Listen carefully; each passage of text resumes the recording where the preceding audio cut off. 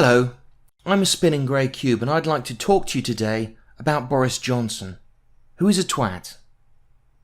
In case you've spent the last week or so hiding under a soundproof burqa, which you also can't see out of the front of because some twat has been poking you in the eyes with postcards, Boris Johnson recently accidentally put his foot entirely on purpose into a publicity stunt by suggesting in a newspaper article that Muslim women wearing the burqa or the niqab resemble bank robbers or letterboxes.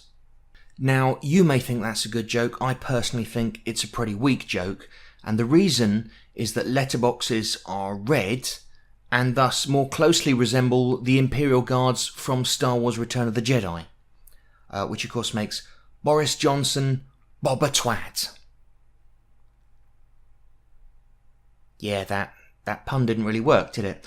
Well, as for bank robbers, the standard fancy dress code for bank robbers, in addition to the stripy jersey, is to wear a black mask over one's eyes, with the rest of the face uncovered. Now that is literally completely the opposite of a niqab. But maybe the reason why the joke isn't that great is because despite what it may appear, Boris Johnson isn't actually a comedian. And neither is he a man on the street. I think it's very tempting to have sympathy for him because when we look at what he said and think, I could have made the same throwaway joke to my mates in the pub. Does that make me a racist? The difference here is that he didn't make that joke to his mates down the pub. He made it in a column in the Telegraph, and he isn't some random bloke.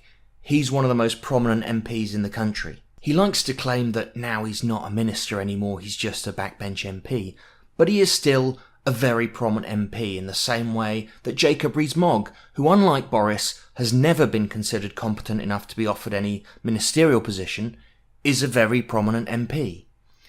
The difference is that while Jacob Rees-Mogg resembles the villain in a Dickens novel, Boris Johnson resembles the comic relief in a Dickens novel.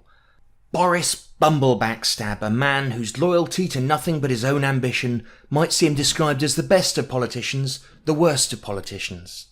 Bob a twat here is not the man on the street, he's the man who is currently odds-on favourite to be the next Prime Minister of this country, ahead of Darth Javid, Govey the Hutt, C-3P Jeremy Hunt, and of course the Labour Party's Obi-Semitism.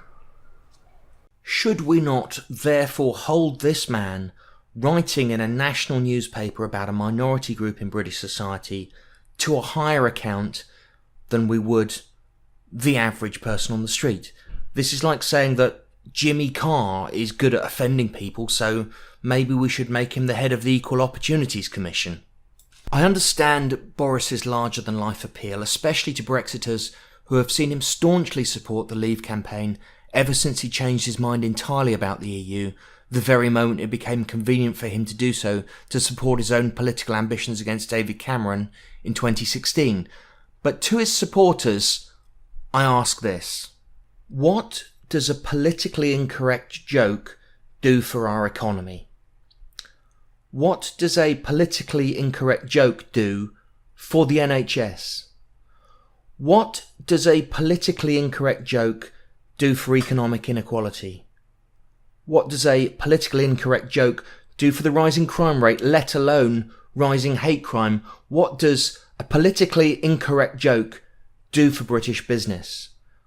How much will a politically incorrect joke increase the minimum wage? How much will a politically incorrect joke increase the state pension? How much will a politically incorrect joke decrease the national debt? How much will a politically incorrect joke decrease the cost of a rail fare from London to Edinburgh? And finally, what use is that twat Boris Johnson other than to make politically incorrect jokes?